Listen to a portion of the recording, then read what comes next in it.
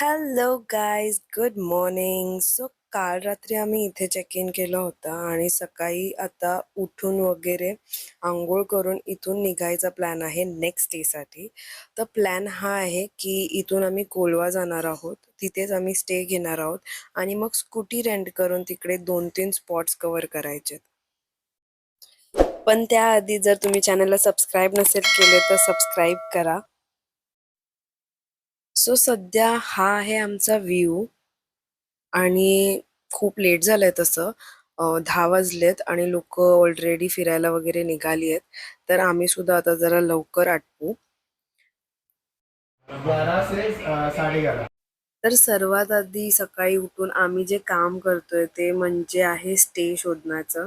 तर कोलवाजवळ आम्ही खूप सारे स्टे बघितले, बट मोस्टली आजसाठी फुल होते, म्हणजे ऑन दी स्पॉट बुक करायसाठी. बट फायनली थोडी मेहनत केल्यानंतर आम्हाला एक डिसेंट स्टे भेटला आणि आम्ही फोनवर बोललो होतो, ते सुद्धा खूप जेन्युइन वाटत होते. सो आम्ही ते फायनलाइज केलं. बट त्याआधी ब्रेकफास्ट करूया, कारण काल रात्री ट्रेनमध्ये दाल खिचडी खाल्ली होती आणि त्यानंतर काहीच खाल्लं नव्हतं. सो आता झोमॅटोवरून चिकन सँडविचेस ऑर्डर केले आहे आणि निवांत बसून खातोय. आणि मग तेच खात खात आम्ही प्लॅनिंग करतोय की पुढे कसं काय करायचंय, कोणते स्पॉट्स करायचेत वगैरे. मी ऑलरेडी इथे आम्हाला थोडं लेट झालं आहे, कारण सगळं नाश्ता वगैरे करण्यातच 11:30 झाले. इथून आम्ही आता मडगावला आहोत, तर आम्हाला इथून आता कोलवापर्यंत जायचं आहे. तर तोही 1 आवरचा जर्नी असणार आहे. मग त्याच्यानंतर आम्ही सगळे साईटसीइंग चालू करणार आहे. सो आजचा दिवस बघूया कसं आपण किती स्पॉट्स आणि किती काय करू शकतो. हा गोवाचा लोकल ॲप आहे, गोवा माइल्स करून कॅबसाठी. तर आम्ही इथून कॅब केली आहे कोलवासाठी, कारण लगेज खूप होता आमचा आणि ऑलमोस्ट जर्नीसुद्धा मोठी होती.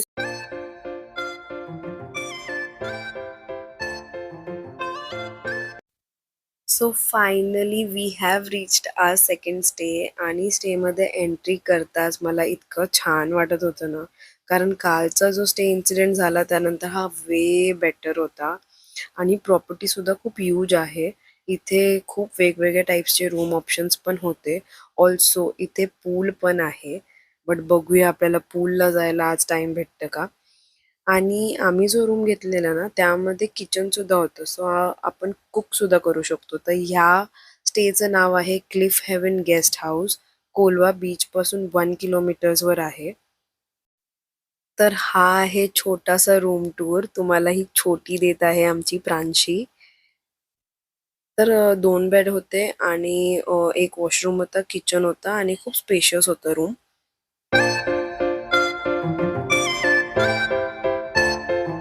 तर आता आम्ही फ्रेश वगैरे होऊन रेडी होऊन निघालो आहे स्कूटी रेंट करायला. तर आम्हाला ऑनलाईन शोधून एक प्लेस भेटली जिकडे स्कूटी अवेलेबल होती, पण ती इथून थोडा वॉकिंग डिस्टन्सवर आहे. मग तिथून आम्ही स्कूटी घेऊ आणि मग फिरायला जाऊ. तर इथे स्कूटीचे रेंट ना ₹800 होते, पण इथे फुल नाईट ही लोकं स्कूटी देत नाही. तर आम्हाला इथे स्कूटी भेटली मॉर्निंग 8 टू इव्हनिंग 7. तर आम्ही तर स्कूटीसुद्धा लेट घेतली होती, तर आम्हाला 7-7:30 पर्यंत ती रिटर्न करायची आहे. आणि जर तुम्ही 3-4 दिवसासाठी पूर्ण घेताय ना, तर तुम्हाला ती 24 आवर्सच्या बेसिसवरती भेटते आणि त्याची प्राईससुद्धा अकॉर्डिंग असते.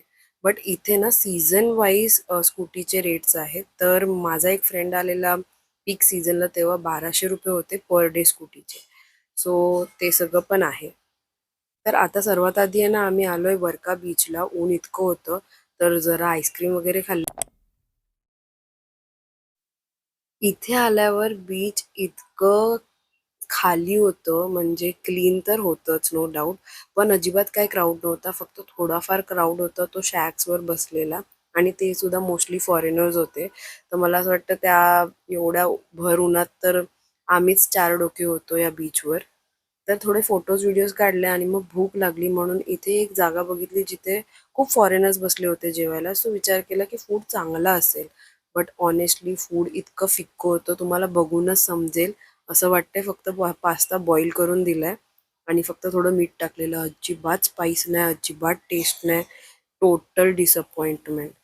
आणि असं काय सांगू आता तुम्हाला, इतकं वाईट वाटतंय. भूक इतकी लागली होती, कसं तरी हे खाल्लं, कारण भूक सुद्धा खूप लागलेली. आणि निघालो आमच्या नेक्स्ट स्टॉपला. तर आम्ही नेक्स्ट बीचला चाललोय, बेन्युलियम बीच.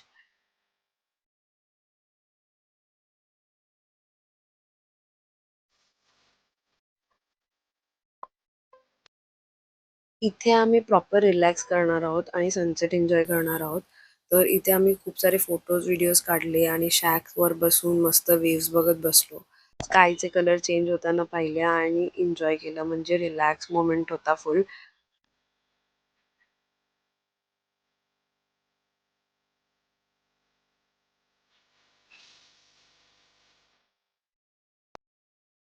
तर सनसेट नंतर आम्ही निघालो स्कूटी रिटर्न द्यायला आणि तिथून आम्ही आमच्या रूमवरती गेलो.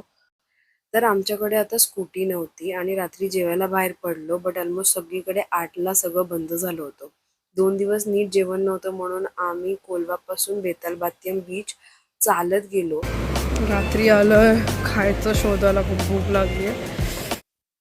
आम्ही बीचवरती प्रत्येक शॅकमध्ये विचारत विचारत चाललेलो आणि सगळीकडे आम्हाला आहे ना जेवण भेटलंच नाही. शेवटी 1 ते 2 किलोमीटर बीचवर चालत जाऊन मग आम्हाला फायनली जेवण भेटलं. तिथे जास्त काही शूट केलं नाही कारण खूप लेट झालं होतं आणि आम्हाला परत रिटर्न जायचं होतं आणि इथे पूर्ण अंधार होता. जेवण वगैरे झालं आणि मग परत निघताना आम्हाला कॅबच भेटत नव्हती. आम्ही थोडे पॅनिक झालो, पण लकीली 15-20 मिनिट्स नंतर एक कॅब भेटली आणि we reached our stay safely. But एक इम्पॉर्टंट टिप गाईज, जर तुम्ही साऊथ गोवामध्ये आहात आणि 7 नंतर बाहेर पडायचं असेल तर प्रायव्हेट व्हेइकल असणं खूप इम्पॉर्टंट आहे. बिकॉज 7 नंतर सगळं मोस्टली शांत होतं आणि ट्रान्सपोर्ट इथे इझिली भेटत नाही. इवन गोवा माईल्ससुद्धा म्हणजे त्याच्यावर सुद्धा कॅब भेटेलच याची गॅरंटी नाही आहे. आम्ही ऑलमोस्ट 20 to 30 मिनिट्स कॅबची वेट करत होतो. लकीली भेटली म्हणून, नाहीतर आम्हाला इतकं परत चालत जाणं होतं आणि ते सुद्धा अंधारात इतकं सुमसाम आणि त्यात छोटी होती आमच्यासोबत. तर so that's it for today. जर तुम्ही माझं चॅनल सबस्क्राईब नसेल केलं तर प्लीज सबस्क्राईब करा आणि उद्या भेटूया डे 3 व्लॉगमध्ये. Till then good night guys, take care, bye.